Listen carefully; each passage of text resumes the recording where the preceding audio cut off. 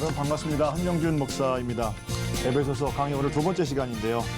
두 분 한 주간 동안 잘 지내셨습니까? 아멘. 지난 시간 복습을 해야 되겠죠. 그죠? 아유, 복습. 예. 복습. 예. 성도의 삶, 그죠? 예. 예수 그리스도 안에서 신실하게 그리스도의 보혈의 공로로 부르심 받은 성도의 삶 두 가지 말씀드렸죠. 어떤 삶이라고 말씀드렸나요? 은혜 반 은혜와 평강이 있는. 네네네. 은혜 반 평강 반. 네. 네. 자, 뭐 반반도 괜찮고요. 아주 풀리 은혜 또 풀리 평강 그래도 괜찮겠죠, 그죠? 예. 네, 은혜와 평강을 사는 그런 복된 삶이 하나님의 사람들의 삶이고요. 은혜란 자격 없는 자에게 주시는 하나님의 선물, 보상이 아닌 거고요. 예. 평강은 하나님께서 기뻐하시는 것을 나도 기뻐하는 건데 하나님과 나 사이에 이루어진 매일 부어지는 절대 평강, 샬롬, 에이레네 이게 이제 평강인 거죠, 그죠? 네. 믿는 사람들은 그렇게 은혜와 평강을 사는 거다. 지난 시간 함께 이야기를 나눴습니다.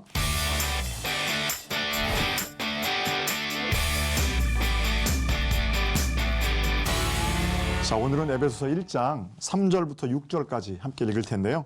먼저 3절 한번 읽어보겠습니다. 세례자매님 읽어주세요. 네. 찬송하리로다. 하나님 곧 우리 주 예수 그리스도의 아버지께서 그리스도 안에서 하늘에 속한 모든 신령한 복을 우리에게 주시되. 아멘. 아멘.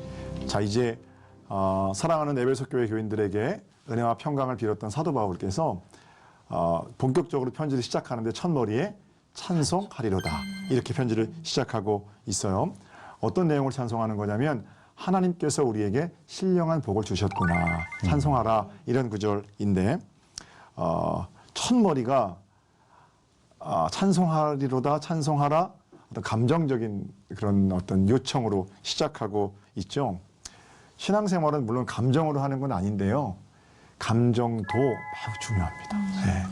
네. 감정이라는 거는 그렇게 우리의 마음을 표현하는 거잖아요. 주님, 나는 주님이 너무 좋아요. 주님, 내게 이런 일을 하셨어요. 주님, 뭐 감사해요. 또는 즐거워요. 또는 속상해요. 뭐 이렇게 표현하는 게 감정인데 그 감정은 예수님 앞에서는 숨김이 없어야 되겠죠. 사도 바울이 지금 얘기하는 거예요. 은혜와 평강이 너희에게 있으면 참 좋겠다. 하나님께서 우리에게 신령한 복을 주셨구나. 얘들아, 우리 찬송하자. 이렇게 그들을 초청하고 있는 걸 보면 첫머리가 얼마나 감동적인 장면인가 하는 것도 생각해 볼 수 있어요. 6절, 오늘 본문 마지막 부분인데 6절도 이렇게 끝을 맺어요. 승대자매 형제님 한번 읽어주세요. 네. 네. 이는 그가 사랑하시는 자 안에서 우리에게 거저 주시는 바 그의 은혜의 영광을 찬송하게 하려는 것이다. 아멘. 거기도 찬송하리로다 이렇게 시작해서 우리에게 찬송하게 하려고 은혜를 주셨구나. 그러니까 날마다 우리가 찬송하는 삶을 살아야 되겠죠. 네, 감사해요. 네. 자, 그러면 어떤 내용을 찬송합니까? 3절 제가 읽어볼게요. 찬송하리로다. 하나님 곧 우리 주 예수 그리스도의 아버지께서 그리스도 안에서 하늘에 속한 모든 신령한 복을 우리에게 주시되. 하나님 우리 주 예수 그리스도의 아버지께서 그리스도 안에서 하늘에 속한 신령한 복을 우리에게 주신 것을 찬송하라는 거예요. 그 신령한 복에 초점을 맞춰야 돼요. 이미 우리 가운데 신령한 복이 주어져 있음을 찬송하라. 신앙생활 하면서 이 초점이 안 맞춰지면 굉장히 곤란해요. 두 분 어떠세요? 신앙생활 가운데 전부 다 이해가 되시나요? 하나님께서 하시는 일이? 이해가 안 될 때도 있죠. 어떤 일이 이해가 안 되죠? 나는 이렇게 하나님을 위해서 이렇게 또 이렇게 봉사하고 이렇게 있는데 하나님을 믿지 않는 자들이 어느 순간 더 잘 돼 보일 때. 아, 이거 미치죠. 근데 그거 역시 하나님께서 예비한 길이시지 않을까. 그걸 통해서 내가 시험에 들지 않게 네가 내가 이 정도 줄 사람이 아니 넌 더 줄 거니까 네. 걱정하지 마라 이렇게 주시는 좋으세요. 게 아닐까 이렇게 해봅니다. 악인의 형통을 부러워하지 말아라. 주님 그러시는데 부러운데요. 그렇죠? 그땐 믿는 자들에게 믿는 자들에게 형통을 주신다고 했는데 또 어느 때는 악인의 형통을 부러워하지 말라고 하니까 형통이 그럼 뭔가 이런 질문도 좀 생기고요. 그렇죠?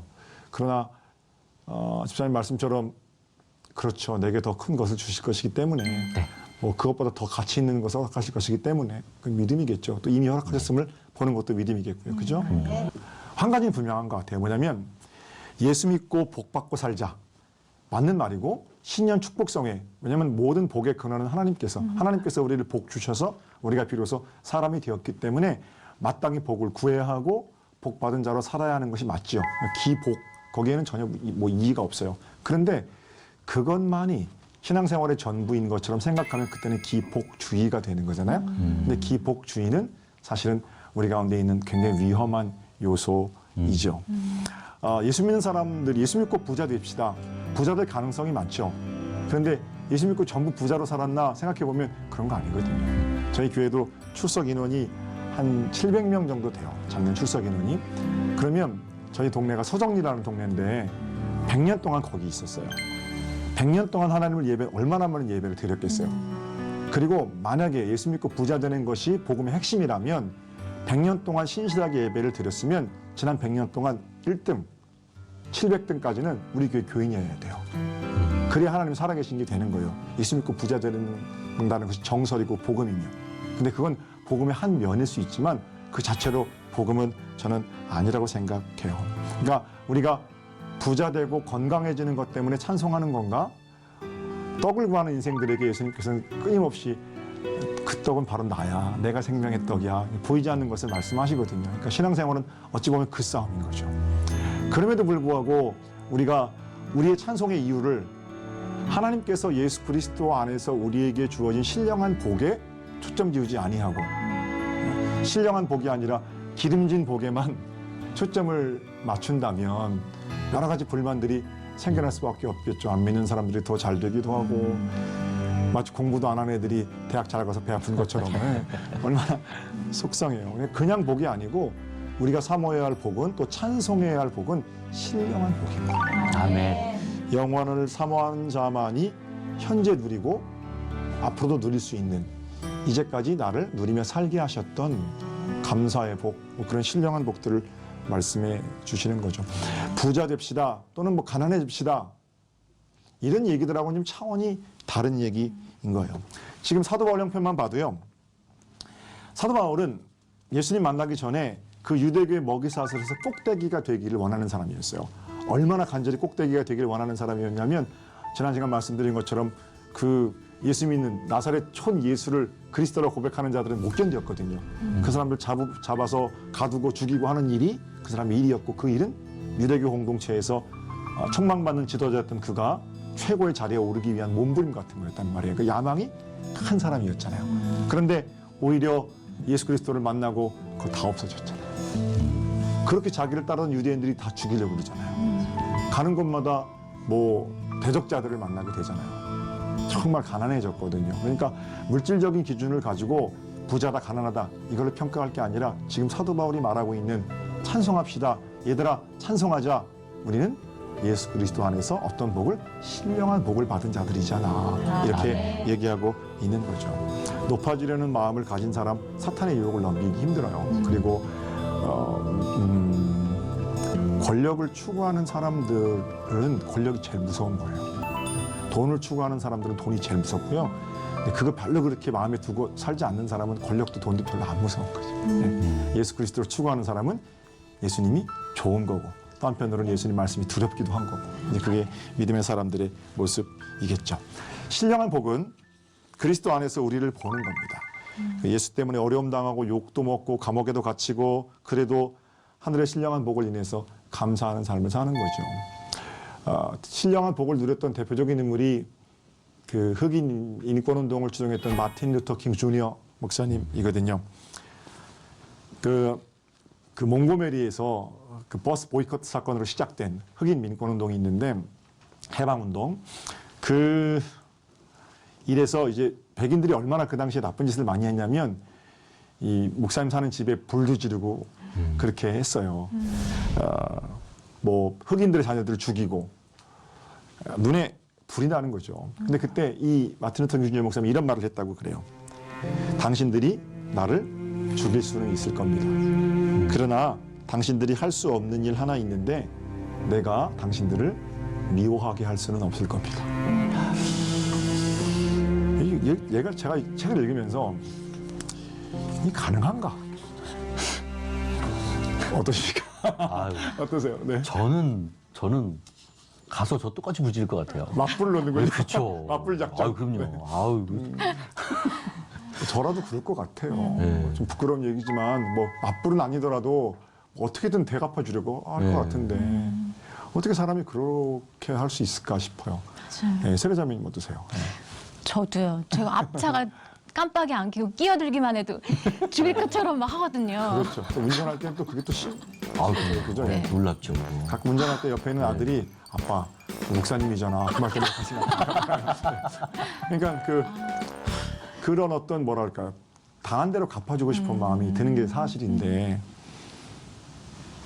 그러니까 우리 집에 불을 놓고 내 자녀들을 죽이는데 다 가져가도 내가 당신들 사랑하는 마음 못 가져갑니다. 이렇게 말하는 건 인간의 경지를 넘은 거죠. 네.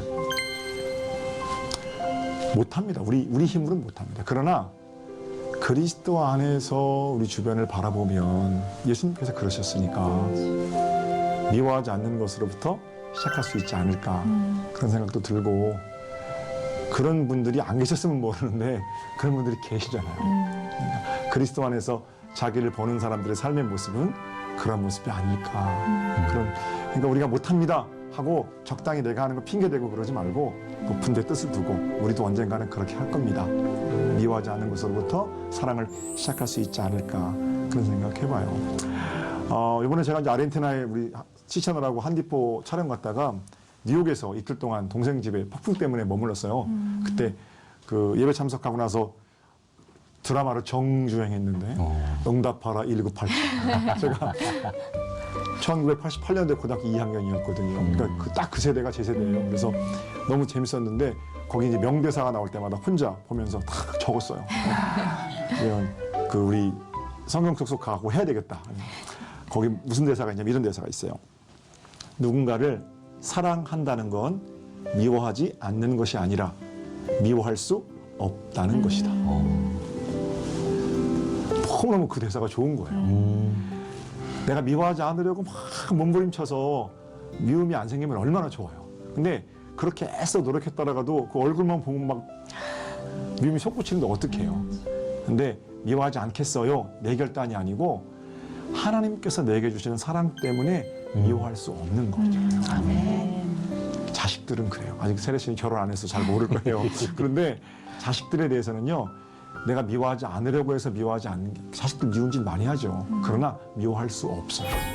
하나님께서 내게 사랑을 주셨기 때문에 그 사랑으로 사랑하는 게 그리스도 안에서 세상을 보는 거고 그리스도 안에서 세상을 보는 자들이 매일같이 받아 누리는 복이 그야말로 하늘로부터 내게 주어지는 신령한 복이죠. 사도 바울은 감옥에 갇히면서도 쫓겨가면서도 매를 맞으면서도 하나님 이게 뭐예요? 이게 아니고 내가 주님의 일을 감당했는데 열심히 전도행하고 왔더니 공의회에서 이게 나를 재판하는 게 이렇게 불평하지 않았잖아요. 사도 바울 뭐라 그러냐면 예수 그리스도 안에서 내게 매일 부어주시는 신령한 복 때문에 우리 찬송하죠. 감옥에 갇혀서도 그렇게 말할 수가 있는 거죠. 더 기가 막힌 일이 있어요. 4절, 5절.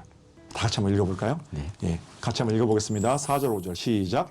곧 창세전에 그리스도 안에서 우리를 택하사 우리로 사랑 안에서 그 앞에 거룩하고 흠이 없게 하시려고 그 기쁘신 뜻대로 우리를 예정하사 예수 그리스도로 말미암아 자기의 아들들이 되게 하셨으니. 아멘. 신령한 복, 예수 그리스도 안에서 우리에게 주어진 신령한 복 때문에 찬송합시다. 더 기가 막힌 일은 우리를 하나님의 자녀 되게 하시는 이 신령한 복을 언제 주셨는가? 창세 전에 주셨다는 겁니다. 세상이 만들어지기 전에 하나님께서 우리에게 허락하셨다는 거예요. 너무 귀한 말씀이에요. 근데 이제 이 본문을 가지고 또 여기 1장에 나오는 몇 가지 본문들을 가지고 교리들을 만들어냈죠. 뭐 감리교, 장로교, 또 뭐 순복음, 뭐 그래서 예정, 이중 예정, 선택, 유기. 그러니까 어떻게든 인간들이 하나님 말씀을 이해해 보려고 더듬어서 알게 된 그런 틀들이 교리고 그렇거든요. 근데 좋아요. 교리는 중요한데요. 사도 바울이 그런 교리를 염두에 두고 이 글을 쓴 게 아니에요. 그러니까 본문을 읽을 때는 어떤 교리의 틀을 통해서 이 본문을 읽는 게 아니고 말씀 그대로 읽는 거예요. 그래서 이 말씀은 감리교회든 장로교회든 침례교회든 천주교회든 뭐 전혀 뭐 다른 얘기가 될 수 없는 거예요. 그러니까 사도 바울은 이건 예정이야, 이건 이중 예정이야 이렇게 얘기하고 쓴 게 아니고 하나님께서 우리를 창세전에 택하시고 내 이름 불러주셨다는 그 감격 가운데 이 글을 쓰고 있다는 거예요. 이런 얘기예요. 지금 자기 로마 감옥에 갇혀 있잖아요. 에베소 교회 교인들에게 지금 네 모습이 아무리 못났어도 지금 네가 아무리 찌그러진 깡통 같은 인생이라고 여겨져도 아무도 너 거들떠 안 봐도 하나님이 너를 언제? 창세 전에 선택하셨잖아. 이게 사실은 이 말씀의 핵심이에요. 로마의 찬디찬 감옥에서 사랑하는 에베소 교회 교인들을 생각하면서 얘들아 나도 여기서 죽을 날 기다리는 인생이지만 하늘의 신령한 복 때문에 매일 찬송하고 있어. 너희도 어떤 형편인지는 모르지만 나처럼 매일 신령한 복으로 찬송할 수 있어. 너희는 창세전에 하나님께서 택하신 자들이거든.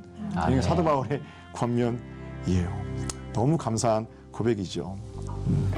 내가 내 아들, 내 딸 얼굴 보고 기뻐하는 거 아무도 못 막잖아요. 네. 아무도 못 막아요, 그거. 하나님께서 나를 보고 기뻐하시는 그 하나님의 기쁨을 아무도 못 막아요. 근데 우리가 너무 자주 잊어버려요. 하나님이 내 모습을 보고 기뻐하시는데 내 형편 때문에 아니잖아요, 이렇게 말해요. 하나님 이렇게 찌그러졌는데 내 인생이 그렇게 하나님께 얘기하고 싶어 해요. 하나님 고개 돌리신 거 아니에요? 뭐 때로 이렇게 말하고요. 아니 하나님은 지금 기뻐하시는데 난 하나님께 그렇게 항의해요. 내가 못되게 굴었을 때는 하나님 내 고개를 돌리시는 걸 거야. 이렇게 상상도 하고요. 우리가 자녀를 보고 마음 아파하는 것처럼 하나님 아버지시기 때문에 우리가 힘들어할 때 마음 아파하시는 건 분명하죠. 그러나 하나님은 언제나 우리를 보고 기뻐하시기를 원하시고 지금도 기뻐하신다는 거. 그러니까 이 바울이 그걸 깨닫고 나서 그걸 이제 글로 적으려니까 뭐부터 나오는 거예요? 찬송부터 나오는 거예요. 찬송말이라.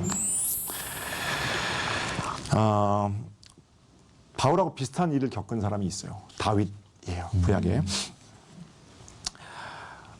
그날도 궁궐 위를 산책하고 있는데 그날따라 목욕하는 여인을 보고 음욕이 부를 듯 일어나요. 그리고 자신의 권력을 동원해서 그 여인을 자신의 궁궐로 침실로 불러들이게 되고 그리고 그 여인과 정을 통하게 되죠.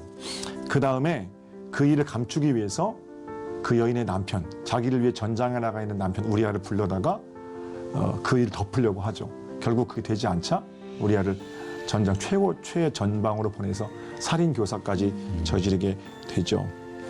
그러니까 다윗의 죄를 열거하면 살인 교사, 강간, 가정 파괴. 이스라엘 국기에 다윗의 별을 그리기가 참 부끄러운 인물인 거예요. 사실은. 그러니까 나단 선지자가 와가지고 꾸짖잖아요. 양 얘기하면서 양을 100마리 가지고 있는데 한 마리 가진 거 빼서 이러니까 도대체 그놈이 누구냐? 다윗이 그러니까 나단 선지자가 너다 이놈아 그러잖아요. 감히 왕한테. 그러면 이제 내가 왕이었는데 선지자가 와서 내게 그렇게 말하면 두 가지 반응이 있을 수 있어요. 첫 번째는 죄를 은폐하기 위해서 또 다른 죄를 짓는 거예요. 이제까지 강간을 은폐하기 위해서 살인 저질렀듯이. 또 다른 반응은 눈물로 회개하는 겁니다. 다윗은 그 자리에서 돌아섰어요. 다윗의 위대함은 그가 너무너무 깨끗한 인생이라는 데 있는 게 아니라 넘어지고 강간, 살인교사, 가정파괴 이 세 가지 범죄를 동시에 저지른 사람은 대한민국 0.01%도 안 돼요. 그럼에도 불구하고 그러한 흉악한 죄인이었던 다윗이 눈물로 하나님께 돌아섰다는 거예요. 그게 다윗의 위대한 점이죠. 그러면 한번 생각해 보세요. 그렇게 돌아서면 그 죄가 없어집니까? 믿음이 아무리 좋아도 그렇죠. 죽음보다 큰 절망, 자신에 대한 죄책감 이런 거 잘 안 없어지거든요. 부끄러워서 사실은 살 수가 없는 거예요. 그런데 눈물로 절망하고 있는 자기 상황 속에서 뭘 발견하냐 하면 하나님께서 구하시는 것은 주저앉는 게 아니라 상하고 통회하는 심령이라는 것을 깨닫게 돼요. 그리고는 눈물로 호소하는 기도를 외치며 눈물로 호소하며 하나님께 나오게 되는 거죠. 그 자리에서 지어 부른 노래들이 죄책감에 사로잡혀 있으면 부르지 못했을 그러나 하나님께서 자기를 보는 것처럼 자기를 보았을 때 나올 수 있는 노래들이 시편으로 우리 가운데 기록되어져 내려오는 거죠. 네. 하나님께서 우리를 거룩하고 흠이 없게 하시려고 택하셨다. 본문이 이렇게 말하고 있어요. 거룩하고 흠이 없기 때문에 너를 부르셨다. 이게 아니고 흠 많고 거룩한 인생이기 때문에 택하셨다. 다윗이 그랬고 바울이 그랬죠. 바꿔주시려고 불러주는 거예요. 넘어지는 게 문제가 아니고요. 각종 넘어진 자리에서 우리를 붙들어 일으켜주시는 주님의 음성을 듣지 못하는 것이 문제입니다. 저도 이 말씀을 읽으면서 또 목사로 살면서 뭐 수도 없이 결심하거든요. 하나님 다시는 안 넘어질 거예요. 감히 내가 목사인데 그러고 나서 또 넘어져요. 죄로 인해서 또 근심하게 돼요. 은혜란 바로 그 자리에서 주님의 음성을 다시 듣는 거예요. 네. 낙심, 원망, 거기 일시적으로 우리의 마음 내어줄 수 있어요. 그러나 나는 영원히 낙심과 멸망의 종이 되지는 않겠다. 이 믿음의 사람들의 선언이죠. 자, 마지막으로 6절 볼까요? 6절. 다 같이 한번 읽어보겠습니다. 6절. 자, 시작. 이는 그가 사랑하시는 자 안에서 우리에게 거저주시는 바 그의 은혜의 영광을 찬송하게 하려는 것이라. 아멘. 찬송하리로다 시작했죠. 뒤에 찬송하게 하려는 것이라. 하나님께서 은혜의 영광을 찬송하게 하시려고 우리에게 신령한 복을 주셨고 당신의 아들 삼아 주셨습니다. 자, 여러분과 저의 삶이 아름다운 찬송이 되었으면 좋겠네요. 자, 그렇다면 마지막이에요. 아름다운 찬송이 된다는 건 뭘까요? 아름다운 찬송, 그 화음이 아름다운 예배, 감동적인 예배, 뭐 이것도 되겠습니다만 그건 저는 우리의 삶이라고 생각합니다. 구체적인 우리의 삶을 통해서 완성되는 한 사람 한 사람의 어떤 예수 닮은 걸음, 이런 것들이 하나님을 향한 영광의 찬송이겠죠. 믿음의 사람들은 하나님을 좀 보여달라 외치는 세상을 향해서 우리 교회 와서 우리 목사님 좀 봐봐. 우리 교회 와서 우리 장로님 좀 봐봐. 하나님을 보여달라. 우리 임집사님을 좀 봐봐. 우리 세자매님을 봐봐. 이렇게 서로가 서로를 좀 소개할 수 있으면 우리가 깨끗하게 닦아지고 우리를 통해서 예수님이 보여지게 되고 투명체이신 예수를 통해서 하나님 아버지가 보였던 것처럼 세상에 하나님을 보여내는 창문으로 그렇게 살아낼 수 있다면 그것이야말로 어떤 찬송보다 아름다운 하나님을 향해 올려드리는 영광의 찬송이 되지 않을까 그렇게 생각합니다. 자, 뭐 이 정도 오늘 하면 좋을 것 같아요. 강의 마무리하면서 오늘 좀 장황했는데 어쨌든 다음 시간에 다시 좀 줄을 잡아보고요. 강의 마무리하면서 두 분은 어떤 그 하나님의 영광의 찬송이 되기 위해서 또는 오늘 강의한 대목들 중에서 어떤 것이 마음속에 좀 와 닿으셨는지 나눠볼까요? 늘 평상시에 정말 이렇게 하나님께 뭘 드릴 수 있을까를 생각하는 사람이 돼야겠다. 내가 받을 것만 생각하는 게 아니라 내가 뭘 드릴 수 있을까 이런 생각을 좀 해봤습니다. 하나님 마음이세요. 네. 하나님께서 집사님에게 또 저에게 우리 자매님에게 막 뭘 주시려고 그러잖아요. 또 우리도 그 받은 거 감사해서 나는 하나님께 뭘 드릴 수 있을까? 시간, 재물 이런 것들 하나님 마음이죠. 신령한 복을 사모하는 자들이 누릴 수 있는 복인 것 같아요. 너무 감사해요. 네. 미스레 자매. 하나님께 그 영광을 돌린다는 것이 내가 높은 자리에서 어떤 큰 자리에서 하나님이 하셨어요라고 고백을 하는 게 아니라 그냥 제가 일상생활을 하면서 그리스도의 형상을 닮아가면서 그런 모습을 보여주는 것이 영광을 드러내는 것이 아닌가. 그러니까 선한 영향력으로 좋습니다. 그렇게 좀 살아갔으면 좋겠어요. 어느 단면을 잘라봐도 우리 인생에 어느 단면을 잘라봐도 하나님 영광 받으실 수 있도록 그렇게 모든 일상이 하나님을 향한 찬송이 되게 하는 것 바로 그것이 우리에게 신령한 복을 주신 아버지 하나님의 마음이겠죠. 네, 감사해요.